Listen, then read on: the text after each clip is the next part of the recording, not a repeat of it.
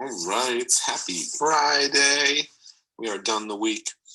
So today we are on the fourth day of Module 3. So the two objectives for today, again, Module 3 is focused on linear and exponential functions. Again, linear and exponential, linear being a straight line, exponential being curves. We've talked more about the sequences and series, and today we're going to talk about applying some of those things into the real world, and more specifically banking and interest rates. So today we are going to identify the difference between simple and compound interest, and we will calculate simple and compound interest over time to see which one would be more beneficial to receive. So why you should have an interest in this? Very few banks today actually pay interest based on simple interest formulas. Instead, they pay interest by using a principle called compounding or compound interest. The difference between simple and compound interest is that simple interest grows slowly and compounding speeds up the process quite a bit. And again, by speeding up the process, it will save you or grow more money for you. So why is this important? Why do you think the idea of simple and compound interest are important? Why is this something you should know about? Why is this something that you should understand? And go ahead and write one sentence about that.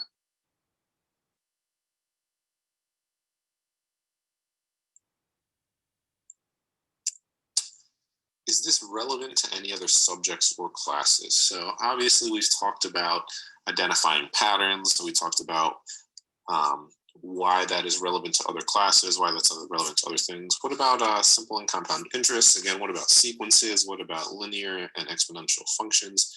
Where else will we use those outside of just Algebra 1 class? And again, we did talk about half-life problems and radioactivity yesterday. We also talked about historical events. So think about again, where outside of this class and outside of other school classes will you use this again? And just a simple sentence is fine. So how it works. Simple interest is interest on the principal amount. The principal amount is the initial amount. So whatever your starting amount is, and interest again is if you are saving money or you invest money, interest is the growth that you will see. So you calculate that based on the initial amount. Compound interest is when you take your principal amount and any other amount that has been earned, and then you earn interest on both of those. So simple is, again, it's called simple interest because it's a fairly simple idea. Compound is when things compound and slowly get bigger and bigger. So if we're thinking about it and you begin with $100 and you're able to save 10% annual interest or gain 10% annual interest, here are the two rates compared. So after 1 year, 10% of $100 is obviously $10. So after a year, both of them are the same. You would save $110. Again, you'd have that $100, which was your initial investment or your principal, your starting value. And you would add that $10 or 10% back to it. After 2 years, if we look at our simple interest, you are just adding 10% of that $100 every year. So that is $10 that you will save every year. So again, after 5 years, you'd have 150. After 10, you'd have 200. If you somehow are able to live 50 more years, hopefully you will, you'd save $600. So that would be a $500 gain. However, if you compound the interest, that means after that initial year, for the second year, you're taking 10% of $110, the new amount. So 10% of 110 is 11. So that's how we got the 121. So after 2 years, you saved $1 more. So not much more, but you did save more. Then after 3 years, you're going to take 10% of that $121. So that would be $12.10. We just rounded it to $12. So that would give you $133. So again, the two numbers are fairly close. $3 more for compound interest, you're getting a little bit more. But if we look at the long-term gains from this, every time you take the 10% of the previous year's number, if you look at after 50 years, you would save $11,739. That is way more, $11,100 more, over $11,000 more over 50 years. So that is why compound interest is way more beneficial to you as an investor or someone saving or hoping to gain money than simple interest. So again, like we said, compound interest wins. Again, it's easy to see after on the simple idea that compound interest will save you way more money or will gain you or give you way more money in the end than simple interest. So the simple interest formula, if you look at your work, you need to tell me what each of these variables stand for. So the formula is A equals P times the quantity 1 plus RT, or R times T. So A is the total amount after whatever time period you're looking at. That's the total amount saved, the total amount gained, or your end amount. The principal, P, obviously stands for principal. That is the initial amount, your starting amount. So in that situation we were just talking about, that is the $100. R is your interest rate. You always write your interest rate as a decimal. If you write it as if you just put the percent in the equation, it's going to give you a number that is way bigger than what you're actually thinking about. So in the previous problem, 10% was our percentage. That was our interest rate. That is 0.10 as a decimal. If you put 10 in, you would get a number way bigger than what you would actually save. And then T, we're talking about years for this. It's compounding or it's growing over years. So that would be T is time in years. So however many years has passed, that would be the T number to get your amount saved or your total amount. So if we look at our first problem, we are saving $100 invested at 10% simple interest for 6 years. So very similar to what we were doing.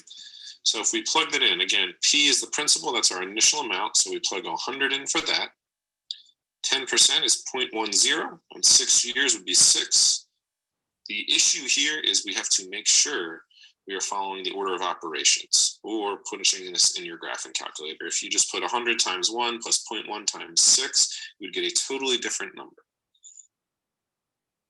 So again, 100 times 1.60 is 160. So $160 is what you would save after 6 years.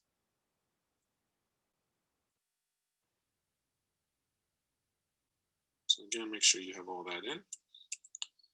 Compound interest. Again, this formula is much more complicated, but here's what you're going to add. So again, the total amount, A, is what we're trying to find in the end. P is still the principal. That's your initial amount. R is the interest rate. Again, that's your percent written as the decimal. N is the number of compounding periods. You can compound monthly, you can compound yearly, you can compound bi-yearly, bi-monthly, bi-weekly. So this number depends on what it gives you. So if it's years that you're working with, you're going to have 1 for your end value. If it's months, you'll have 12. And then T is your time in years. T is always in years. So what this looks like in a situation, we're doing the same thing, $100 at 10% for 6 years. P is 100, that's our initial value. 10% is our rate, so that is the R value, 0.10.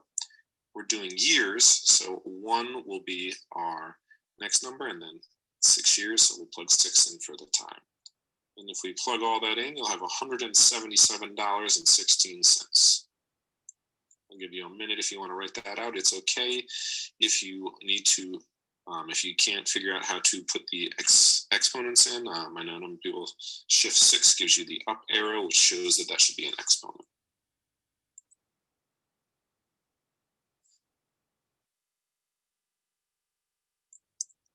So if we can compare the two, again, if you didn't finish that one, it's here to the right still. Obviously, again, compound interest wins. You'd have $17.16 more after 6 years. So again, it started off relatively close to simple interest. But again, if we're talking about long-term savings, if you're making investments and you're going to let them sit for a long period of time, compound interest will save you or gain you way more money. So here's the next one. We're going to do this one together. If we have $200 and we invested at 6.5% for 8 years, what will our final amount be? So we have the simple interest formula and the compound interest formula. What does it say we need to do? Is this simple or compound? It says compounded monthly, so it's going to use the compound interest formula. And again, we need to then think about what we need to plug in or substitute in for each letter. So again, P was our principal, our initial amount. And if you look back up, yep, I see people putting it in the chat. We start with $250. So we should have 250 in for P there. Then we have 1 plus R divided by N. So our rate is 6.5%. Do not put 6.5 in. 6.5% is 0.065. So 0.065 is our rate. And then N. N was, again, if we look back, it was how many, what is it being, as a compounded monthly, yearly, weekly? This one is monthly, so that means our N value is going to be 12. So we have 12 on the bottom of the fraction, and then 12 will also be the exponent it's raised to. And then our time is 8 years. So if this is compounded, that means we recalculate what we're investing and what it's going to grow by every month. This is going to get bigger even faster than when we compounded yearly. So if we plug that in and we start to solve it, again, it will give us $419.92. So that is almost a $200, almost $175 increase over those 8 years. So that's a lot of money. We almost doubled our money there. So I'll leave this up for a minute or two if you need it.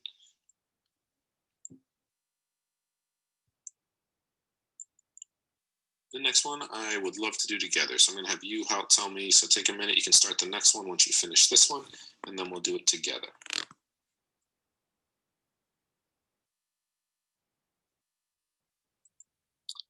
So this one, $500 invested at 12%.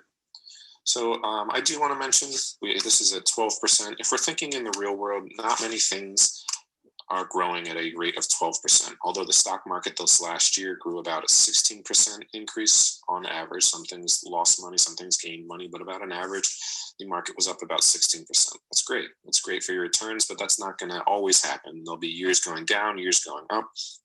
But if you got it at 12% over 10 years, and it's compounded yearly, let's see what would happen. So again, we're talking, is this simple or compound? So go ahead and you can tell me in the chat, is it a simple interest problem or a compound interest problem? Yes, it is a compound interest problem. So we're going to be using the second formula there. So again, the first question I have is, what is our p-value? Go ahead and tell me in the chat.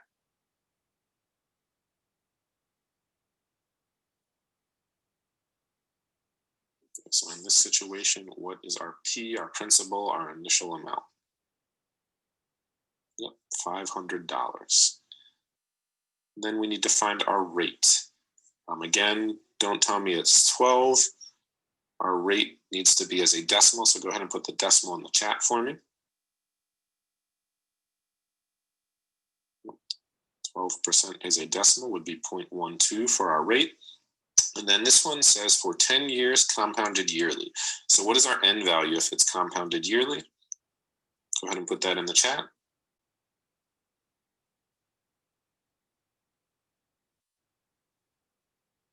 N is 1 if it's compounded yearly. If it was monthly, it would be 12.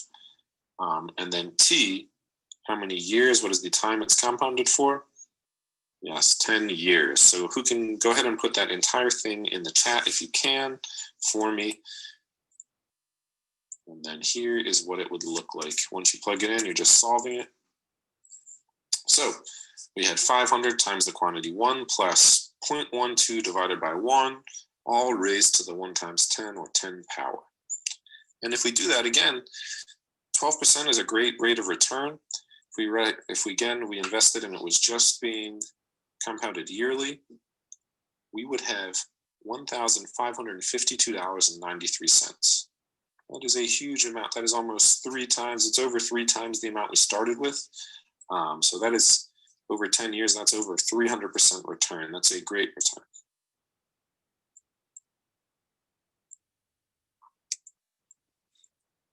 All right, our next problem. I'm gonna have you do this one and then we'll talk about it together. So it says we have a $1,000 that we're gonna invest. And if you think about it, your parents may have just got $600 from the stimulus package. So if they invested that and saved it over the next 9 years, and the average rate of return was 7.25%, and it's compounding monthly, go ahead and run those numbers. Let's see what they would get.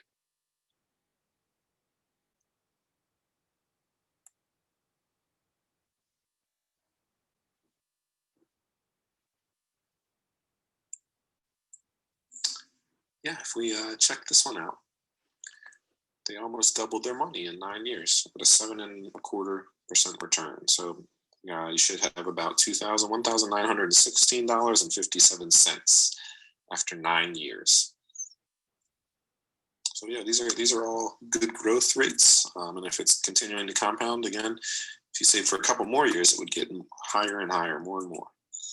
So your job now, I'm going to split you into your groups, your small groups. I will be around to help you through the next couple problems. There's, I think there's about 8 more, so a couple simple and a couple compound. So slowly work through again. If you have questions or concerns, ask your group. And then again, I will be checking in with each group, as will our guests.